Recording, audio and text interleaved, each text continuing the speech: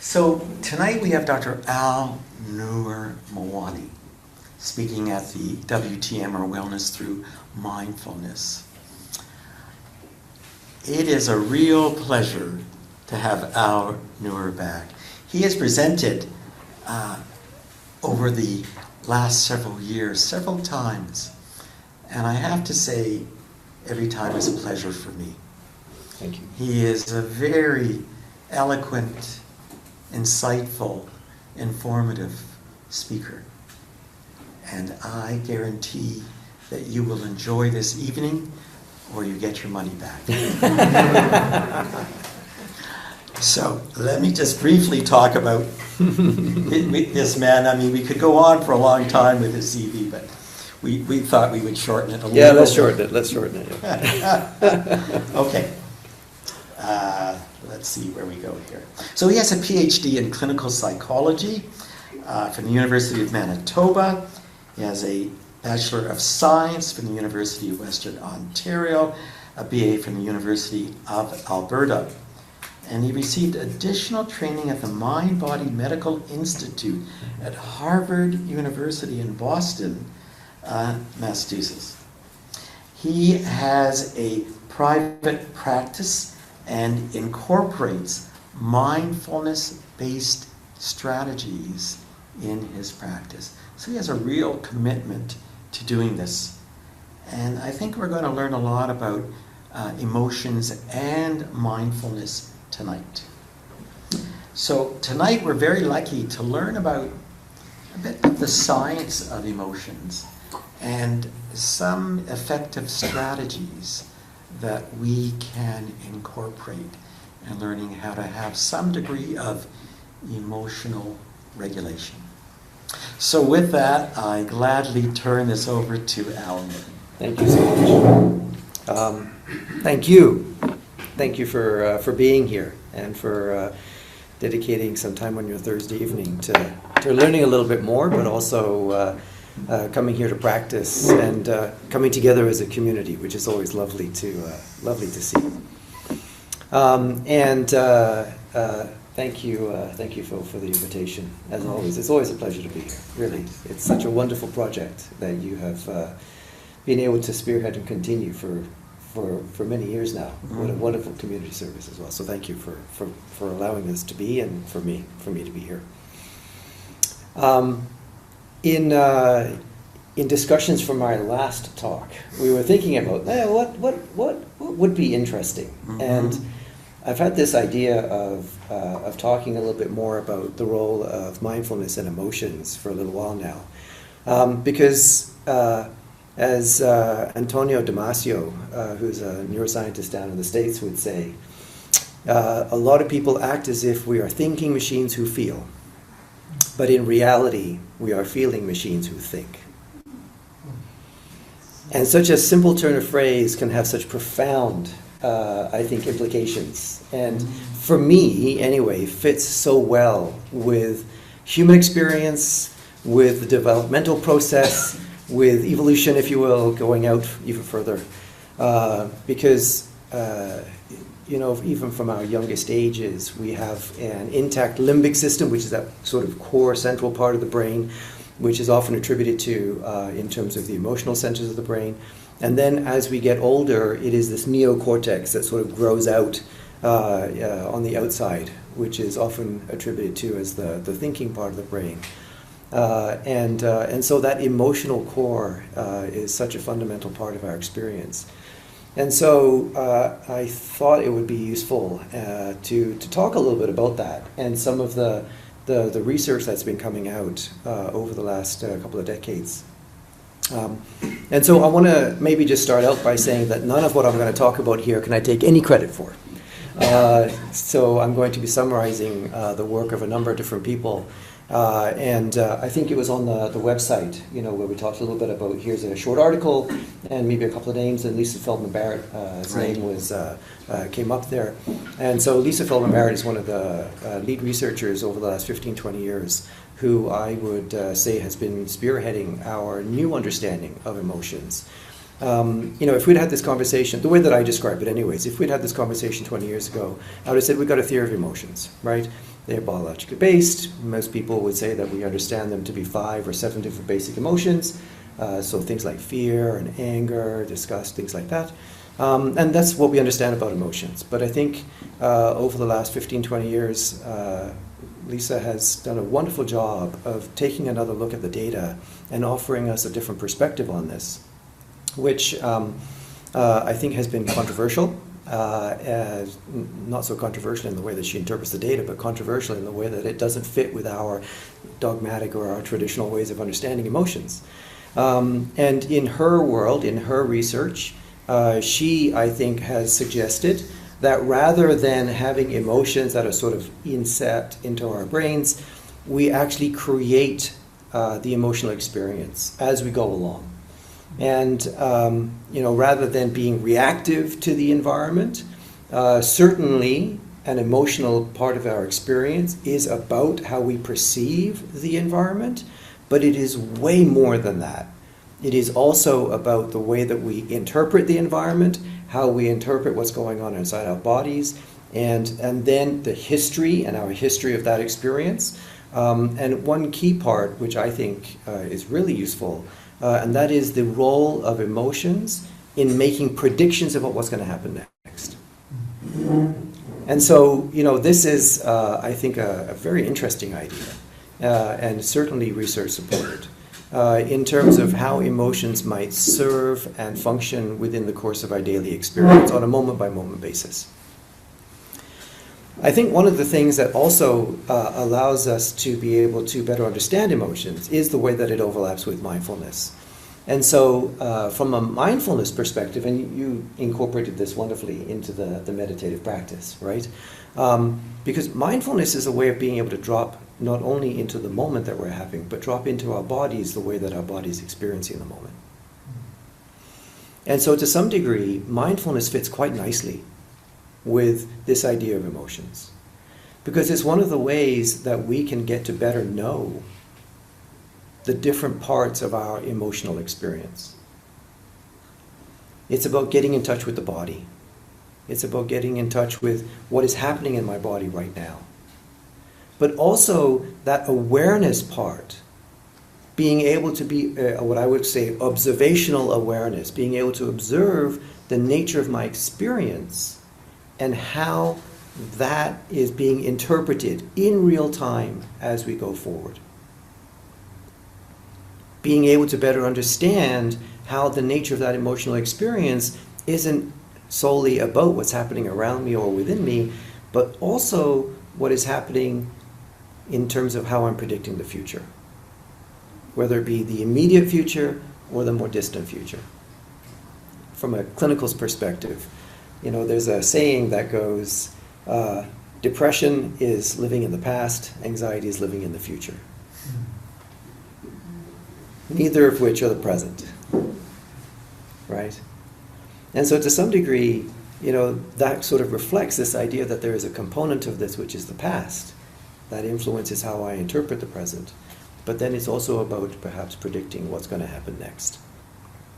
So this is, yes? Could we say that emotions are thoughts with energy? You're starting a new word here. We need to connect it. Yes. Let me speak to that. That's actually a very good point. Okay. To some degree, yes. Thoughts plus energy. Fair? Yes. I would suggest that, and this is based on, I forget the year, and I wasn't planning on going here, so you're scratching my brain here, but it was back in 2012 or 2013. It was a Scientific American article. One of the bylines in the article was, feelings are hardwired thoughts. I don't necessarily buy hardwired, but I do buy highly automated. One of the things that Lisa Feldman-Barrett has talked about is, from a biological perspective, we cannot be actively thinking about everything that's going on in our world. There has to be an automation process. And one of the ways that I have introduced this is, last count, I think it was Nature magazine, suggested that there were something like 70 billion brain cells in our brain, each of them making somewhere between 100 and 1,000 connections. So I quote the number of brain cells because if we were to go out and try to extrapolate on the number of potential brain states that we can create, the number is unfathomable to most people. That takes a lot of energy. The average human brain consumes about 20% of the total bodily energy consumption. And so one of the things that the brain has had to do in order to allow us to be where we are with buildings and even the practice of mindfulness perhaps, right, is this idea that it has had to build ways of being efficient. And automation is one of the ways of being efficient. So I would suggest that feelings are bundles of automated thoughts as a way of being efficient. And I think one of the things that the research is starting to point towards is emotions are some of those bundles of feelings plus physical sensations. And therein lies some of the energy, perhaps. The energy in the body and the way that we interpret that in terms of the physical sensations that we're having. Repeat that, please. Yes. Feelings are bundles of automated thoughts. Emotions can be thought of as bundles of automated thoughts or feelings plus physical sensations. Because in some respects, what an emotion in its predictive sense is meant to do is cause you to take action of one form or another. Right? For example, anger. It's meant to cause you to take action. And it depends on the kind of anger that you're experiencing. Fear is an interesting relationship, right? I would say anxiety is a feeling. Fear is the emotion. Because fear can be thought of as activating the body to take steps to prevent that thing that I'm anxious about from occurring. So therein lies the energy part. It's because it's activating the body, perhaps. One way to think about it anyways. Of course, it is that automation process that mindfulness can be very helpful in helping us build our awareness around. Because, of course, one of the things that can happen is that as I'm engaged in my world, in my day, I start to have these emotional experiences that cause me to react to what's going on around me and how I'm interpreting it and the predictions that it's making.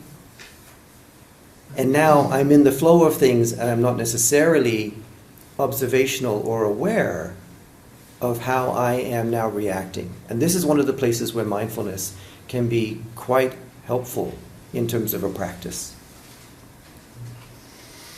Because one of the things that we talk about in mindfulness is this idea of awareness.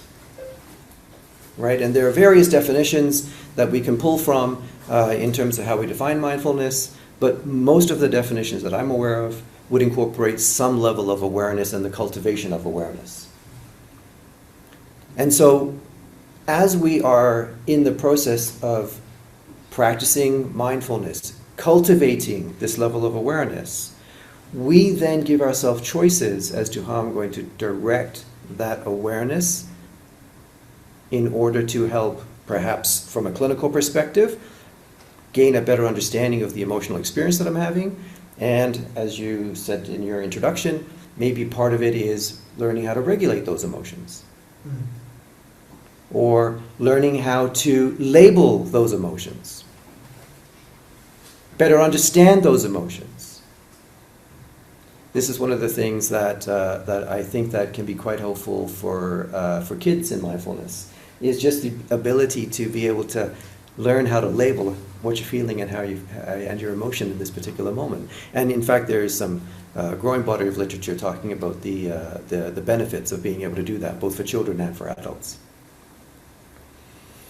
So that, for me, is the basic thesis of the overlay between mindfulness and emotions. It helps us to build awareness in terms of what is the nature of my emotional experience, so that I can then become responsive to my world and to my interpretation of my world and my place in it, rather than so quickly reactive. Does that make sense? Yeah. Should we go with some questions, or is it better to have it in the end of your... I'm okay. Is that okay? No, I'm just... Please, yes, please. Is it possible to be like most of the time, or like all the time being mindful or aware? What I mean, because a lot of the time we have this, what's called, automatic network. I forgot the proper name. The DMN, the default mode network? Yeah, Yes. default, exactly this network, when we just either daydreaming or we just automatic thoughts and so on, and we are not aware unless you consciously and with a purpose.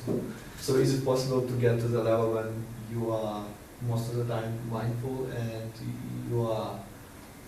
and also another question, what is the purpose that we have this default network, which is most of the time not helpful? At least in my case. Yes. Because like rarely when you are just randomly in your head, you are thinking about some pleasant stuff or something that is helping to you. It's usually drains to either, as you said, past, which is our future. Yes. And one of that's anxiety or like ruminations. So that's a very interesting couple of questions. The answers might be more complicated, but let me give it a try. Yeah, please.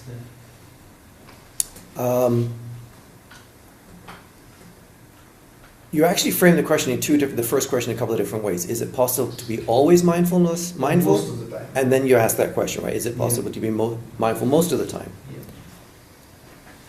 I would suggest, sure, one could achieve a state where one could be mindful most of the time. One could. I would suggest that, yes, it's quite possible. Actually, I would ask a different question. Would that be helpful? Well, let's say like this. I've been looking for one study, but there was connection of people like you, scholars in different fields, and people who've been trying to be mindful all of the time, and Buddhist monks, and they wanted to investigate their mind and to see what's happening, what are the changes. Like there was a field, maybe you know, it was in the beginning of 2000s, this big research, and they found that like on the level of the brain, people who meditate most of the time were like trying to be mindful. Their level of anxiety, which is responsible, this region is very low level, which is responsible for good self-being and so on. So they found like biological factors of benefits of being, of practicing mindfulness and in specific meditation. That was a big deal, and there was a lot of controversies because it was kind of on the intersection of, let's say, spirituality and science, which usually they don't go together. You know probably about this one. Yes. So. Yes. Well, when I say is that helpful, I don't necessarily mean are there benefits. What I mean by is it helpful is that something that we would seek to strive for? Or is this more a journey of building one's capacity for mindfulness that one can then bring to bear at a choiceful level? Right? Because it leads to your second question, which is, okay, why do we have this default mode network, which is this automated network? Why do we have that in the brain when it's not helpful? I'm not actually convinced it's not helpful. No, I'm not saying it's not helpful. I said, said most of the time for my perspective. Yes. I think it is helpful for, say, let's say, some of the daydreaming people find some really great ideas when they just don't think anything in particular, right? Yes. So, and so this is one of the ways that I'm going to actually bring this conversation back to here, because to some degree, I think what we are talking about is the ways in which me, engage my experience. It is a natural phenomenon for the human mind to go from the past to the future, into the present, back again, and to flow freely. In my mind, that's not necessarily an issue. it is when we get caught in believing the nature of the experience that then these things can lead to things like depression or anxiety. So you're saying that there is a healthy balance between being in the state of thinking about past, like we have this important data, how to react and navigate to this world, and also planning ourselves for the future, but not getting caught in those. That's the thing, not getting caught in either state. So And one of the things that I think mindfulness does is it builds our capacity to be able to find the present moment so that we can then not get caught in the past and not get caught in the future, but still be aware of both of those and how they might be impacting the present, how they might be impacting my experience in the present, in order for me to then see that there are options and choices as I move forward. And that I can be choiceful about that, although I will often say, just because I have a choice doesn't mean I need to take the choice or make the choice. So it's kind of more liberation to be more in control of Right. what you are about to do. One way to think about it, yes. Yes, yes. And so this, for me, is one of the places where mindfulness can intersect with the nature of experience, and in our particular case, we're talking about this from an emotional perspective, right? So thank you. I hope that makes sense. Yeah. Right? Perfect. Thank you so much. Because I think that, the capacity to daydream, the capacity to be curious is wonderful, right? And I don't think necessarily that those are, by definition, bad states to be in, as you've acknowledged, right? Yeah. But I do think that when we start to get caught into the future and our thoughts about the future and how we're anticipating certain things, as you get further into that, this is where anxiety and fear might reside. Or if I get caught in the past and my history and my experiences and who did what to whom, and then I start to engage in that in a way that becomes my truth, this is where we start to find elements of depression, perhaps. Right? Yeah. Also saying that when I start to get caught in the amplitudinal shift, so emotions come with an amplitude. There's an intensity level, and if I start getting caught in the intensity level of the emotions, this is one of the places where we can also find that we start to become dysregulated. And at an extreme level, this is where we have things like borderline personality disorder, which is Marsha Linehan's work, where she talks about emotion regulation.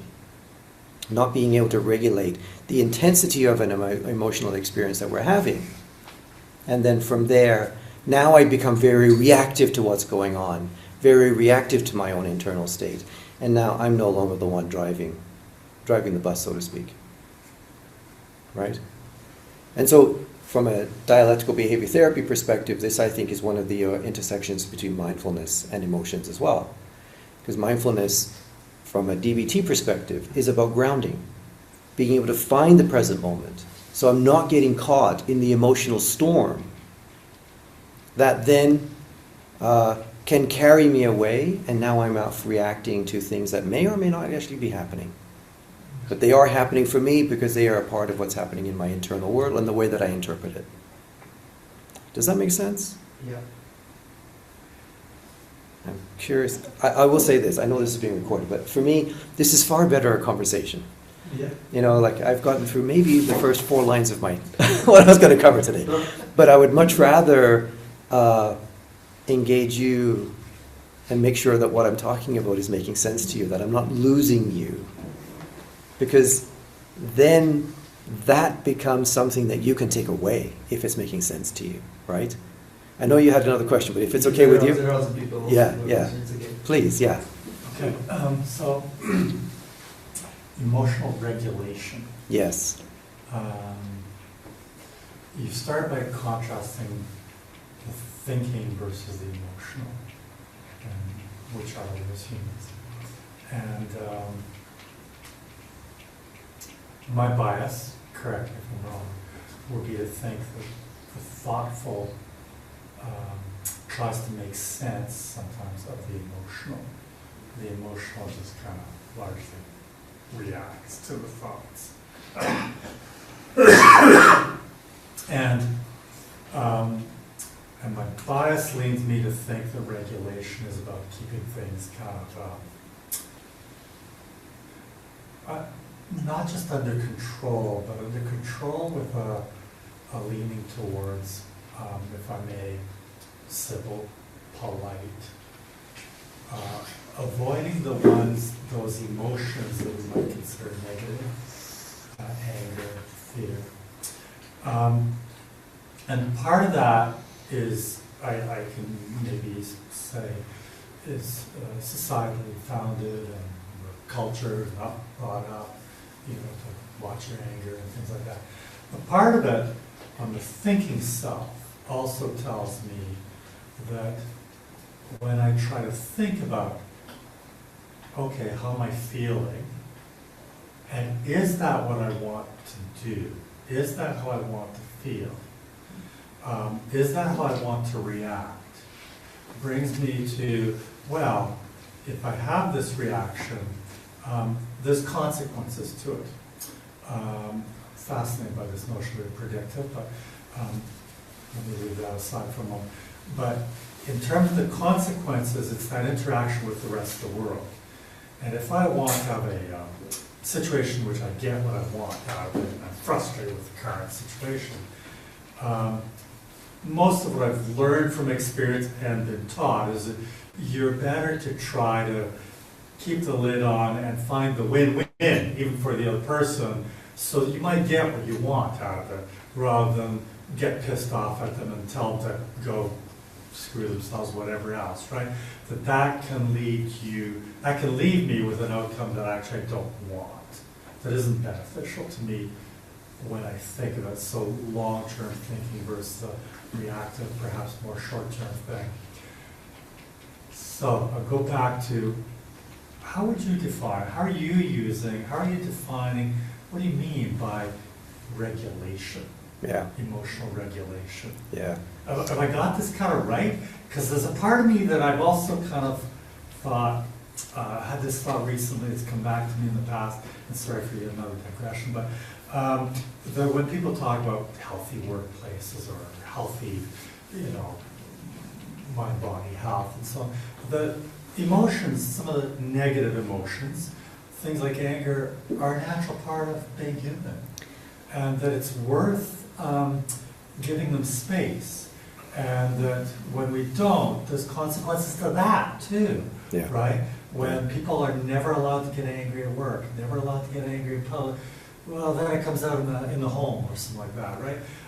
So this is where I would actually say that there are some distinctions that are important to Just me. paraphrase this question. Yeah. So, well, that's going to be right. So, what do I mean by emotion regulation? First of all, at the root, and to some degree, the interplay between the thinking mind and the emotional mind, and how do we understand the way that these two relate to each other? And I think you were trying to get at is that from a societal perspective, there might be these things called negative emotions. And is it actually that we are trying to regulate them or try to get rid of them, or we shouldn't express them? And maybe I'll lean off of that part first. I think from a mindfulness perspective, and this is coming out of some research in the world of mindfulness-based cognitive therapy, that it is possible to make the distinction between having anger and being angry. That is a really important distinction. Most people don't understand that they actually conflate the two. Because if I can separate the two, it means that I can have an emotional experience and it doesn't actually have to guide my behavior. And it leaves open the door to the possibility that actually emotions are neither good nor bad, negative or positive. They're data. They are trying to tell me something. And they're trying to tell me something about the way that I'm perceiving my world and the way that I'm interpreting that perception, both in terms of what I see and my sensory world, but also what's going on inside of me. It's also trying to tell me something about the way that my past relates to that and the predictions that it's going to make going forward. But I think it's because we don't make that distinction that we then have to control our emotions. Because we're not actually trying to control our emotions, we're trying to control the expression of our emotions. And when we don't make that distinction, that's when things start to go sideways. But if we can make that distinction, and mindfulness really does offer us one way of creating that distinction, then I get to experience the emotion of the moment and then make choices as to how that's going to impact my engagement in that moment. And this is where it becomes a choice rather than a reaction, or what I would say, how I respond rather than how I react. Would you say that it's making, identifying, becoming aware of what I'm feeling, and then regulating the expression of it, if I'm understanding right? Being choiceful about how I express it, yes, and that would include whether I express it or not. Right. Because it might not be, and Marcelena has talked about this in terms of interpersonal effectiveness, Mm-hmm. right? Sometimes it will be, I won't express that particular emotion in that particular moment. But I need to be able to see the choice in order to make that decision. And I think this is where that word regulation starts to come in, where I become choiceful about this. And, Marshall Lanahan talks a little bit about how, you've got the emotion or the emotional side on one side, and you've got the intellectual brain on the other. Mm-hmm. The emotional brain is often described as rapid and to some degree hot, whereas the intellectual brain is often described as cool but slow. And she doesn't put it in the middle. She has this idea of wise mind. And in a mindful practice, what we are doing is we are trying to cultivate or maybe strengthen the wise mind. That can help then interface, bring together the intellectual mind with the emotional mind. They don't have to be in competition. They don't have to be in conflict with each other. They can work together. Yeah. Yes, I understand your concept, and I agree with it. However, I think there are situations it doesn't always apply. For example, if someone is overwhelmed with grief, they've had a loss of a child, a loss of a spouse, all within a month. That's pretty overwhelming. And to say I can make a choice about whether I'm going to cry or not, or show this emotion or not, I don't believe that we always have that choice when we are so overwhelmed. And I don't think it's emotional dysregulation when our body is kind of reacting with the emotions. I guess I'm interested in your comment on what I'm saying. I mean, I think your question or your comment sort of blends these 2 points, right? Because I wouldn't say that it is a moment of dysregulation unless the person feels like they are no longer being choiceful about the moment.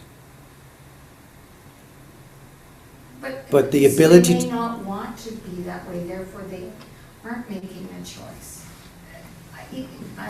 Yeah, well, I think that if they may not want to be, then that is a choice. I think for grief, it's different than anger and anxiety. Oh, absolutely. Because That's why it's a different emotion. That's why I was like, but this concept I thought was being applied to all these different emotions. And I'm trying to think, well, I understand it and I think it applies in those ones you named. But I'm not sure about... I would also something like suggest that grief is a complex set of emotions. Yeah, absolutely. Right? And so people's grieving will look different. I've not seen the same grief occur twice. And so I think it's also important that we understand that we're talking about something that's quite complex, and that we want to be able to appreciate the complexity of the experience in order to be able to understand what choices I might have in there.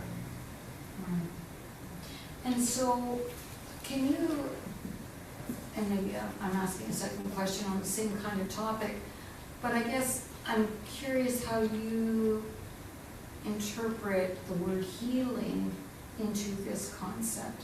Because to me, healing, I need to embrace the Yes. experience and the emotion. Yes. And I'm just wondering Yes. how that I would fits agree. into I think what you're saying. part of healing is learning how to embrace, how to acknowledge and be experiential about the full range of emotions. Mhm. Which to me, like I liked how you distinguished it's I'm feeling it versus I have a choice how I react to what I'm feeling. Right. And so the embracing is allowing yourself Right. the form or the feeling. Right. So this isn't about rejecting some emotions. Yeah, This is about learning how I can have the full breadth of emotions. right. But part of it is also, maintaining my observational awareness of that, Mhm. if you will, right? But some of it is going to be intense. So what she's saying and what you're saying, so you're not trying to control your emotions, right? There's this wise mind. Yes. Trying to really. Yes. Learning how to embrace it, how to be with it. The But I think- compassionate approach. Yes, that is very much a compassion-based approach, right? But I think one of the things that we often find with emotions is that we are not with them, we're in them, right? We find ourselves in the emotion, and that's where it can become very intense and very hard for us to be able to sit with and embrace them all and embrace the full scope of them. Yes. So this brings me back to mindfulness. So before we can choose, we need an awareness. Okay, we need an awareness, and I think this sheds light on whether we can choose or not choose. We need an awareness of, I guess, you could say the powers of the mind, or the understanding of who we really are. Because it's almost like we're two separate beings, okay? We're the observer and we're the observed.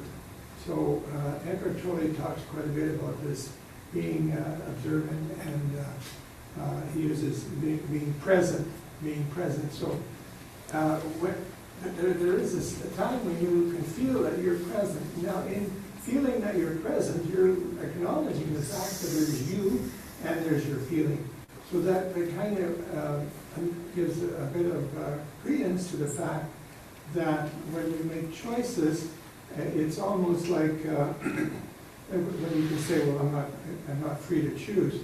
But part of you is free to choose. Part of you may be so involved that you can't make that decision. But at the same time, if you take a bird's eye view, you can see that, yeah, in some cases I can make a decision, so either I can or I cannot. You can't ignore the fact. So in a way, even though it's difficult, I think it's important to realize that we can make decisions, we can choose. Otherwise, we're just like a boat adrift on the sea, and we've got no hope of salvation, if you want to put it that way, because there's nothing we can do about what's going around in our head or around the world and so on. I mean, it's a very, very difficult choices So at the same time. So if I can, I think one of the things that you're commenting on is the idea that there is a self. Yes. And, So, I think that, that this is a wonderful conversation, but it might be going beyond the scope of what we can do within a 40-minute, session here on mindfulness. But mindfulness, right? yes, exactly. So maybe if I can and what you cannot do. yeah, if I can extract the part that might relate to the mindfulness part, right, which is that building of an awareness. And John Kabat-Zinn has talked about this in terms of if you can be present in the moment and make the decision to be present, you're telling the part of you that tells the rest of you what to do, right, which I think is the part that is the self. And yes, there are various parts to ourselves. And what we're doing is we're cultivating and maybe strengthening that part of us that tells the rest of us what to do, which is something that we don't necessarily get a lot of practice with in this world, right? That we're not taught these things. I don't know of a class or a school that teaches these things. And I've asked many people and nobody's been able to give me an answer yet of where they were taught these things, right? So to some degree, I think that this is a part of the invitation around mindfulness, is the ability to build that cultivate that awareness, and strengthen that part of self that is the observation of ourselves in motion, doing the things that we do, experiencing what we're experiencing. And as that part gets stronger, as that part gets more energy, more attention, and this is where we find in the research that intentional attention is one of the key parts of mindfulness from a therapeutic perspective that carries great value. That idea of being intentional about how I allocate my attention can help us with this idea of better understanding the full breadth of emotions and how I'm going to experience that. Does that make sense? Yes. Yeah, I'm really interested in the fight freeze response. Like freeze is like a reflex. It's not I chose to freeze, and then if it goes on long enough, it becomes chronic. Yes. And then I'm disconnected. Yes. I don't know what I'm feeling. Yes. So how can a mindfulness practice reconnect you? Yes. So, okay, so the question is the fight, flight, freeze response, which is summed up in sort of like the stress response, if you will, right? And how can mindfulness be helpful when you get stuck in a freeze response and then become increasingly disconnected? Is that fair? Right. Yeah. So yeah, great question, right? Because I think one of the things that we become disconnected from is our body. And so mindfulness offering us the opportunity to gently, compassionately, as one person said, turn back to our body and the experience that we're having. And if we have been, in a short or perpetual state of being disconnected, one of the things that it does is it reintroduces us to the physical sensation part of the emotional experience and gives us a way of easing back in again to reconnect us. One of the things that we find is, and this again goes back to mindfulness-based stress reduction, right, is that mindfulness can be effective in helping us to down-regulate that stress response, which then creates space. It's always a balance between the sympathetic and the parasympathetic nervous system, right? Creates some space for us to be able to re-experience the body and then re-engage with the various parts of experience that we may well have been disengaged from because of the nature of the fight, flight, freeze response that we were engaged in. Does that make sense? Mm. So maybe I can invite you to a practice, actually, because I mentioned that we might do a practice during the session. Because one of the things that I would like you to do, given the wonderful energizing effect of this discussion, is I'd like you to actually just drop in right now. And I actually, I think it's wonderful. We can sort of, position ourselves in a dignified way, but I actually like to just drop in with however it is that I am right now. So I could be sitting, I could be standing, could be lying down, maybe slouched. Can I just drop into my body right now? And maybe even just take note of the part of my body that might be talking to me right now. And that might be, my abdomen or my chest. That could be my shoulders. That could be my legs. Could be my head. And depending on the level of familiarity that you might have with being able to drop into the moment in your own body, it's actually something that can happen relatively quickly. But it allows us to almost take a little bit of a temperature gauge or a litmus test of what is my body's experience right now.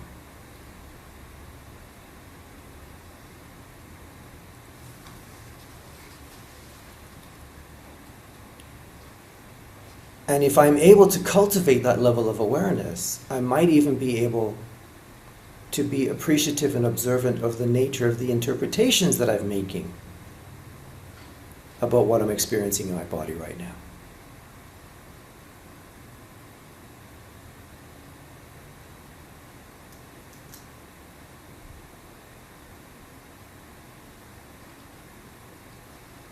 And then maybe just taking a moment to notice what you were able to observe and then coming back to our conversation.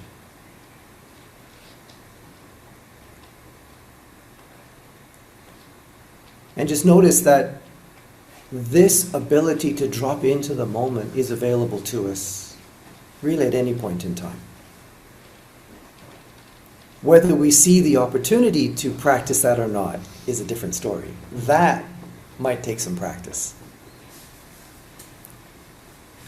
But this could be one of the ways that I then reconnect with my experience, with my body, and the way that I'm in the flow of things, especially when I've become disconnected from something like that. And by the way, I am not saying that what we find will always be pleasant. This goes back to your point about grief, I think. I'm not saying that it'll always be pleasant. It is the ability to embrace that part of the experience too. Those difficult moments, as well as some of the more difficult moments, some of the more pleasant moments, if you will. Al-Noor, I wonder if you can go back to give us your definition of mindfulness. Because we're talking all about mindfulness, but I think we need to start with the basics. So what is your understanding of what mindfulness is? I would like to think that I operate from 3 or 4 different definitions. Depending from 3 or 4 different definitions. Depends on the day of the week. Depends on my mood. No, just kidding. I would like to think that I'm operating them based on which one helps me to better appreciate the moment. So the first one that I would operate from is awareness. So when I like to keep things simple, that will be my definition, awareness. Second definition might be John Kabat-Zinn's definition. The awareness that arises when we pay attention on purpose to the present moment, non-judgmentally. Third definition might be how to be present with the moment, which would be more of a grounding type definition. And what do you mean by non-judgmental? Yeah, that's a great question. Well, as you noted in your practice, you noted that the mind wanders, right? This is a natural part of how the mind works. And one of the things that can often happen is we find ourselves in a judgment. Whether it's liking, disliking, whether we are agreeing with what the speaker is saying or disagreeing with what the speaker is saying. We find ourselves in these judgments. And it is not that we're not supposed to have those judgments, but it is that I come to recognize them as judgments, which are a form of thinking. So it's almost like I develop the capacity to be able to observe and notice the judgment and then just set that aside for a moment. Because sometimes that can actually cloud the way that I'm seeing the present moment as it's occurring. It can impact my ability to be with the moment and accept the moment as it is unfolding. So non-judgment could be seen as being able to set aside the judgment, but it's not the same as not having it. So one last question then. Because you raised this issue about the witnessing perspective. And the essence of mindfulness is this capacity to be present non-judgmentally. What is it that is judging? It is our created sense of who we believe we are. Our self. Mindfulness, I don't think, is about creating an observing self, because you're just reifying what you don't want to identify with. So could you, and this is, as you said before, this is like going up, but this is the essence of what mindfulness is, because I don't think it's just about awareness. It's way more than that. And I wonder if you could address that issue about how do we become the observer that you talked about, that is able to say, Phil is angry, Phil is sad. Be able to step back and witness it, but not own it.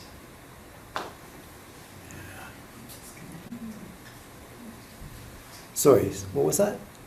And not disconnect. And not disconnect, yes, and not disconnect, because I think that might be one of the risks, is that we have to watch our tendency to disconnect, particularly from emotions like that, right? Well, I mean, what I would say is that you would ask me for a definition, Mhm. but that definition requires a whole different talk. Right. So I would not suggest that awareness is a simple thing, As you said, there were three. right? So, yes, I don't think it's just awareness. Well, so maybe you can comment But I would- on that one last point. I would take out the about word just. How do we become the witness? Yes.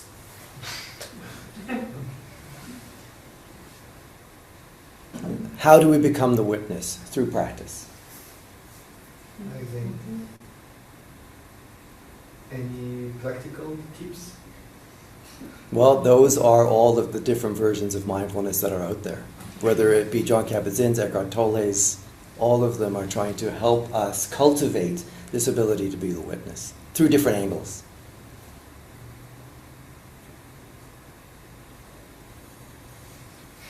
But I would suggest that the practice means embark. Start something. Notice what you find.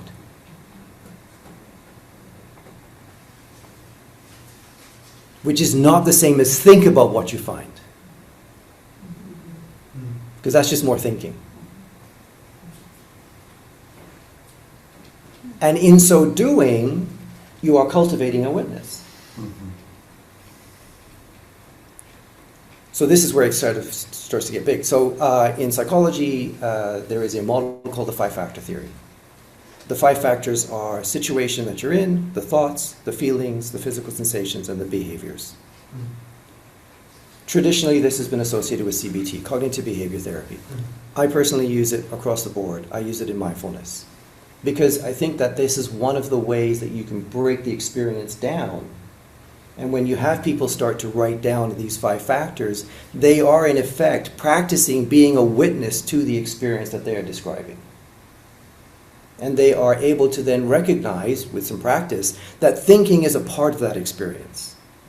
Feeling is a part of that experience. The bodily sensations is a part of that experience. That the five-factor sheet itself is a witnessing of experience. So that could be another way that you practice. Right? But that's also only one way that you can break down experience. There's lots of different ways that you can break down experience, but that's one way. My timer went off, so I'm over. You're over. There you go, we've got plenty of time. Okay.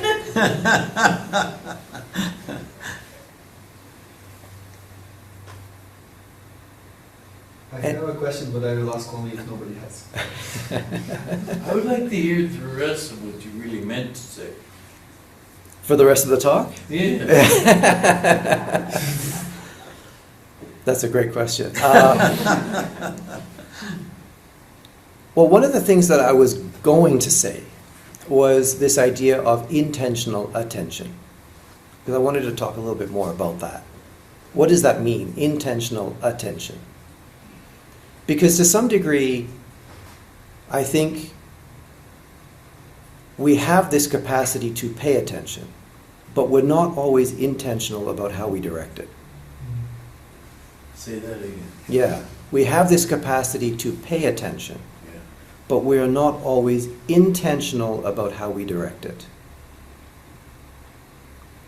So I think it was Dan Goleman who, when he's talking about mindfulness with kids, he talks about it in terms of it's like a spotlight.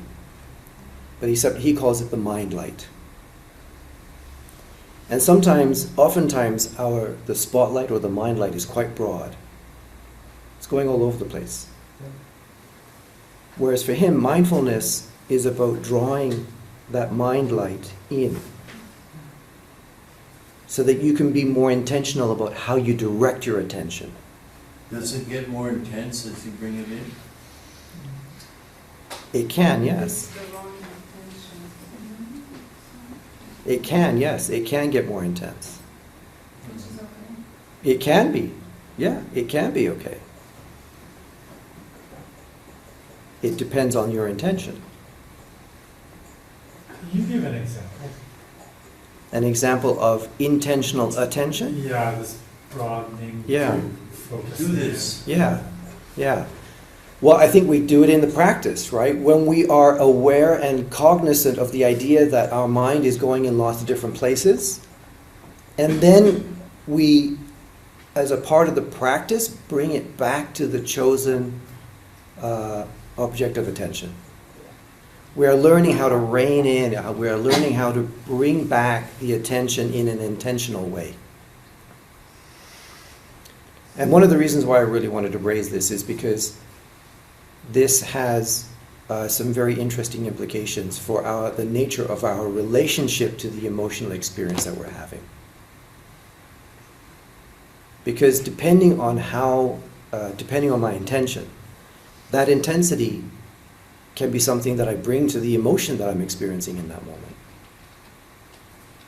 And depending on my relationship to that emotion, it might be something that I invite in. This is where we start getting into the invitation and bringing in the full breadth of the emotional experience. But my ability to direct my attention is a big part of that. And that's where, when we're practicing to some degree some intentionality in how I am directing my attention. Could you comment then on taking a specific example and the thoughts that would demonstrate what you just said? Take an emotion, what are the thoughts that are demonstrating the intentionality? What would that look like? Yeah, Yeah. and Yeah. do the brief loss one. Yeah. So, okay, so I'm quite happy to do that, but I don't want to be misconstrued as saying that by illustrating some of the thinking that this is more thinking. So if we can understand that. Oh, I understand. Right, It's more perfect. you're setting an Yes, intention. exactly, right? Yeah. And so if I am aware of, in this moment, I am starting to feel some sadness, which could be a part of my grief. To be able to direct my intention, to welcome that sadness in, to acknowledge the presence of that sadness, and to acknowledge that it is connected to various things. It could be a loss. No, I really like that word welcome again as an intention. Right. That's lovely. Of course, as a part of grief, it could be hurt. So that I might notice that there is some hurt that is coming forward. And the ability to welcome the hurt. But as a part of that loss, I might also notice that there is some love in there too. Or some appreciation for the relationship that I had. I can welcome that too.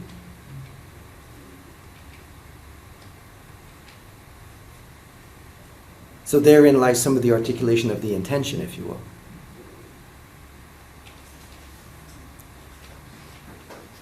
Does that make sense? Yeah, I mean, it is a thought that is making the welcome intention. But it's not thinking. Yes, it's not thinking. Yes, thank you, yeah. But it is a thought. Yeah. And it's sort of that distinction between... A thought and thinking, yeah. Yeah.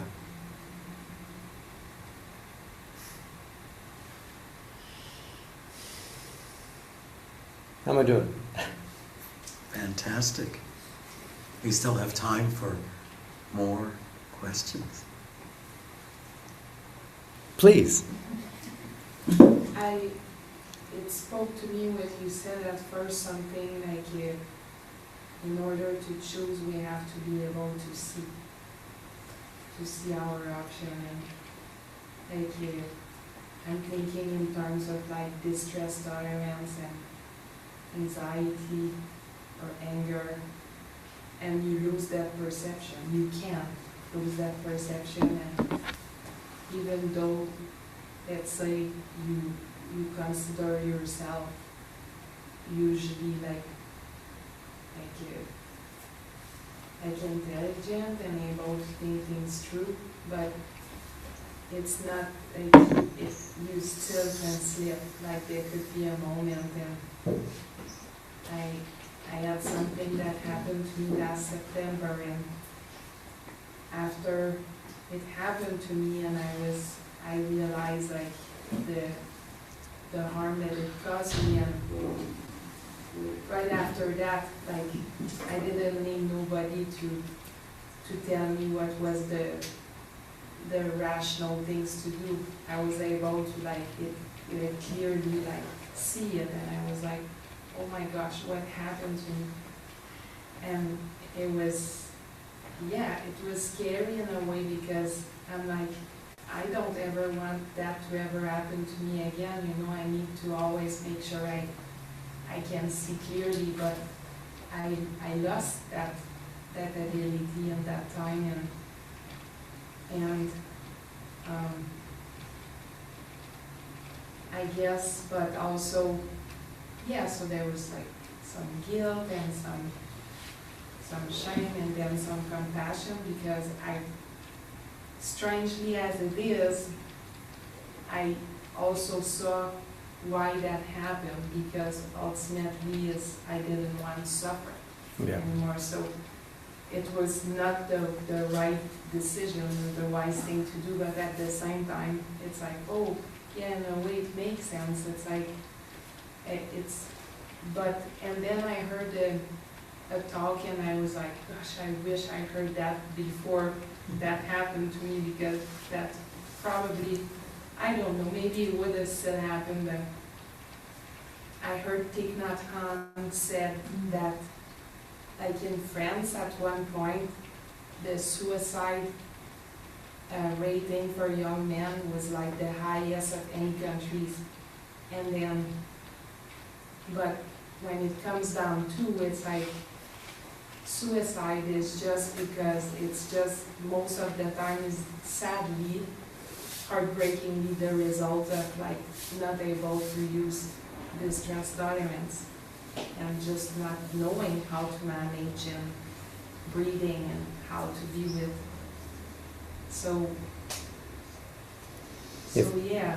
So if I can just pull one piece, which is the idea that that it spoke to you, this idea that in order to make a choice, we have to see choice. Yeah, and how, like if somebody comes to you and for help, and they want to work on that, like I'm sure it's more complex than that to find solutions, more takes time. But how, in a nutshell, could you like tell us, like, yeah, how can we see here? Yeah. How can I see the choice, right? I'm not sure that I can answer that question in a simple way, but I actually do try to incorporate that into a practice. And that is when I invite people to a practice of mindful eating or mindful drinking. And unfortunately, I didn't come prepared with something to drink or eat for all of you. So maybe I'll just walk you through it, what it looks like, and then you can choose to practice on your own or not. As you go through the practice of mindful eating or mindful drinking, eating or drinking, eventually it comes to putting whatever the chosen object is into your mouth, and then participating in the process of feeling it in your mouth and tasting it in your mouth. And oftentimes what happens is that in that process, you start to notice that there is a building urge to swallow. It could be because you've got saliva building, it could be because you've got a lot going on in your mouth. But that building urge to swallow builds over time. And I often invite people to observe that urge. And usually it's got some language around it. Swallow now. If you don't swallow now, you're going to choke. Oh my God, you're going to choke. Please swallow now, right? Pause just for a moment. And notice that you have a choice to be made there. Choose and then swallow. And then just notice, how many times have you swallowed something? Whether it was your own saliva or something that you ate. And how many times did you realize that you had a choice about whether you're going to act on that urge or not. And how many times you didn't have a choice? Yeah, It was so really. basic. I mean, nobody deserves it. Right? Retrospect, like when you say there's got some language to it, there's, when you're in a state that is unwholesome, there's a lot of language. Lots of That language, could- yeah. Red flags Yes. that could, but I guess, yeah, that's good thing, good advice, how to pause for. Right? And I often suggest that if we're going to practice, practice small. Before you go to the Olympics, try cities. Try your local track meet. Try the track with your coach. Right? And having had a chance to work with a couple of Olympians, I can tell you that what you see at the Olympics is the culmination of usually 10 to 15 years worth of practice, daily, every day, right? So try starting small. Just with the idea of, oh yeah, right, there's that urge. It would tell me to swallow now. And now I'm going to swallow. Is there any other simple ways except the food? Because I think it's going to be very challenging. Okay, so let me just speak to that, and please tell me one about a time. Okay, so you spoke about, is there another way, because that would be very challenging for me. I think so. Like Yes. food is like. Yes. I would suggest, then that's the place I would suggest you practice. Oh. Right? So you're putting me to Olympics already. But recognize that as a human being, there is no expectation of perfection. You swallow and you catch it after. It's like, oh, I swallowed. Okay. Can I next time even just acknowledge that there is that urge to swallow, even if I do it? Yeah, but the thing that people fail, and I'm speaking particularly for me, with things to create like some practices or habits. Once you fail doing something, then there is a temptation or like to beat yourself up that you failed, and then if you are the Olympic mindset, you're like, I'm gonna try again. But if you are not that mindset, you're like, okay, Yes. I give up. I'm not so good in practicing. So maybe this is another talk Yeah. around mindfulness and mindset, right? Mindset, yeah. But what I was a growing mindset and Yes. a fixed mindset. Yes. But can I make a suggestion? And again, your choice, right? Your choice. Yeah, But yeah. what I would suggest is, even if I start with observing the judgments that I'm making about what I perceive to be a failure. Yeah. One of the folks that I see does some Qigong or something like that. Anyways, I forget which particular brand of it is, but said, the teacher that was instructing said, they were really troubled. This particular individual was really troubled by, the idea that they were somehow failing at the practice. And the teacher said, that's really interesting. I don't know that this is something that you can fail at. You're here. And I would actually offer the same thing. I would even just notice, there's me thinking that I failed. And then there's a whole bunch of thoughts that come about self-judgments about how I failed. What if I actually don't see that as a failure? That my noticing, even if it's after the fact, is actually a part of the experience. If I can tell one more story. Of course. So I was running a mindfulness group, and I had one particular gentleman come in who had some anger issues. And the anger issues came up particularly when he was driving. And this ended up being problematic because he drove for a living. So anyway, so he's in my group, and we get people practicing from the very get-go. And so we were talking about mindful practice. And then we come back a week later. And so I'm going around and I'm asking how this practice went. And we get to him, and he says, well, we talk about this going away and coming back again, like I get distracted and then I'm present in the moment. Well, I can tell you that I went away and I never came back. And I said, well, that's really interesting. He said, why? I said, because you're here. He said, so? I said, well, at some point in time you must have come back because you're here. He goes, well, of course, I'm here, yeah, of course, but I left and never came back. I said, well, maybe you want to think about it this way. It might have taken you 5.5 days to get back again, because that's what got you here. But if you had a choice between coming back after 5.5 days or not coming back at all, which one would you pick? Because that's actually the choice you have. Sure, it would be nice if I could come back immediately, or come back after 30 seconds, or come back after a day. But that's not actually the choice you have right now. That might become a choice you get later with some practice. The choice you have is come back after 5.5 days or not come back at all. Because 5.5 is closer to 5.25, which is closer to 5, which is closer to 4. You see where this goes. So in order to respect our time, I'm sure Al-Noor will be happy to address your questions if you come up afterwards. Yeah, absolutely. And so I promised you something, didn't I? And I think it came through. And what was really interesting about tonight's talk was it actually was a dialogue between Al-Noor and you. And what a wonderful way to explore a topic. And so we look forward again, Al-Noor, sooner than the 2 years it took to get you back. 5.5 days. Which is more And I just want to thank Al-Noor on behalf of all of us for a wonderful talk.